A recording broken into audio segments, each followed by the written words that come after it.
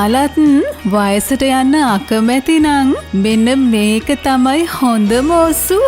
අපේ මුතුන් මිත්තන් දීර්ඝායුෂ ලැබුවේ මෙන්න මේ දේවල් කෑමට එකතු කරගත්ත නිසා තමයි. මෙයට ශරීරයේ වයස්ගත වීමේ ලක්ෂණ පාලනය කිරීමේ අපූර්ව හැකියාවක් තියෙනවා. ඒ වගේම සමේ වර්ණය ආරක්ෂා කරනවා. ශරීරයේ වගේම මොලේ වයසට යන එකත් පාලනය කරමින් මතක ශක්තිය වැඩි කිරීමේ හැකියාවද මේට තියෙනවා. ඒ වගේම ඉගෙන ගන්න දරුවන්ට දෙන්න ඕන හොඳම බුද්ධිවර්ධකය මෙන්ම මල්ටි විටමිනේද මෙයයි. බ්‍රහ්මයා දුන් තෑග්ගක් ලෙස හඳුන්වන මේකට කියන්නේ ලුණු විල කියලා. එහෙනම් අද අපි අපේ අම්මත් එක්ක ලුණු විල වලින් සම්බෝලයක් වගේම තෙල් දාලත් හදනවා. මේක ඔයාලා මේ විදියටම හදාගන්න. නැත්තම් තිත්ත රස එනවා. ලුණු විල සම්බෝලයට ඕන වෙනවා හොඳින් පිරිසිදු කරලා විනාඩි 10ක් විතර ලුණු වතුරේ දාලා ගත්ත ලුණු විල. රතු ලුණු ටිකක් වැඩිපුර මේකට ඕන වෙනවා. බී ලුණු නැතුව රතු ලුණුම ගන්න. ඊට පස්සේ තක්කාලි, අමු මිරිස්, අපි තව කොච්චි ටිකකුත් දාගන්නවා. පොඩි දරුවන්ට හදනකොට අමු මිරිස් සැර ಜಾති නැතුව හැදුවට කමක් නෑ. ගාගත්ත පොල්, දෙහි ගෙඩියක්, ගම්මිරිස්, උම්බලකඩ සහ ලුණු. ඉස්සලාම අපි අපේ අඩුම කුඩුම ටික මෙන්න මෙහෙම කපා ගන්න ඕන. ඊට පස්සේ මේ කපාගත්ත ඔක්කොම ටික මේ වගේ මැටි ඇතිලියකට දාගන්න ඕන. ඒකට ලුණු, ගම්මිරිස්, උම්බලකඩ සහ පොල් ටික දාගන්න ඕන. දැන් මේකට දෙහි ගෙඩියක ඉස්ම ටික දාගන්න ඕන. ඊට පස්සේ මේ ටික හොඳට මිශ්‍ර වෙන්න අතින් අනා ගන්න ඕන. ඔන්න දැන් තමයි අපි අපේ ලුණු විල ටික කපා ගන්න යන්නේ. මේ ටික පොඩි වෙන්නේ නැති වෙන්න අතින් සැහැල්ලුවෙන් අල්ලගෙන පරිස්සමට කපා ගන්න ඕන. මේ විදිහටම ඔයාලත් හදාගන්න. නැත්තම් තිත්ත රස එනවා. දැන් කපාගත්ත ලුණු විල ටික අර කලින් අනාගත්ත මිශ්‍රණයට එක් කරන්න ඕන. දැන් මේ ටික සේරම අත සැහැල්ලුවෙන් පොඩි වෙන්නේ නැති වෙන්න හොඳට මිශ්‍ර කරගන්න.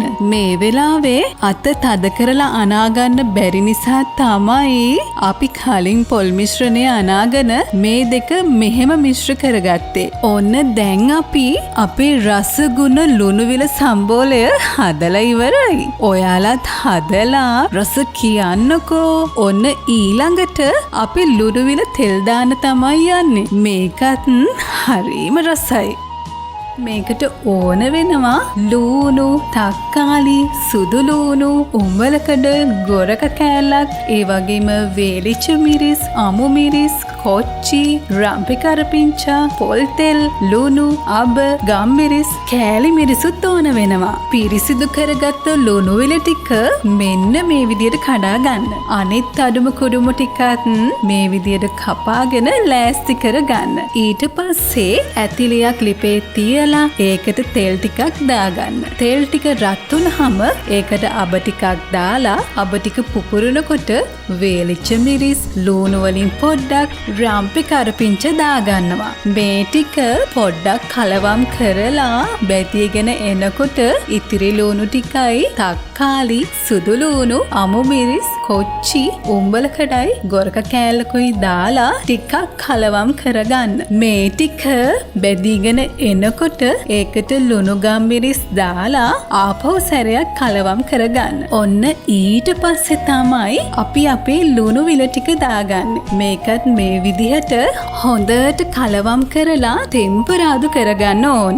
මේ වගේ විනාඩි 5කින් 6කින් වගේ කොළ ටික හොඳට මේ ගානට මැලවිගෙන එනකොට ඇතිලිය ලිපෙන් බාගන්න ඕන. ඔන්න දැන් අපේ ලුණු විල එක හරි. මේක මේ විදියට හදපුවාම ගුණ වගේම පුදුම රසක් තියෙන්නේ. මේකත් එක්ක විතරක් වුණත් බත් කන්න පුළුවන්. ඔයාලත් අනිවාර්යෙන්ම හදලා කන්න. ළමයින්ටත් දෙන්න. මාසෙකට 2-3 පාරක්වත් මේ වගේ කෑමක් හදලා පවුලේ අයත් එක්ක කන්න පුළුවන් නම් ඒක හරීම වටිනවා. ඔයාලා මේ ලුණු විල ගැන දන්න තවත් දේවල් තියෙනවා නම් කියන්න. නොදන්න අයට සැකබිය හැරගන්න ඒක ගොඩාක් වටිනවා. වටිනවා. මේ වගේ තවත් පාරම්පරිකව පැවතගෙන එන රස ගුණ කෑම වර්ග ගොඩාක් අපේ channel එකේ තියෙනවා. මේ සේරම බලන ගමන් channel එක follow කරන්නත්, subscribe කරන්නත්, like කරන්නත්, comment එකකුත් දාලා අපිව දිරිමත් කරන්නත් අමතක කරන්න එපා. එහෙනම් ගිහින් එන්න. හැමෝටම නිරෝගිමත් සුබ දවසක්.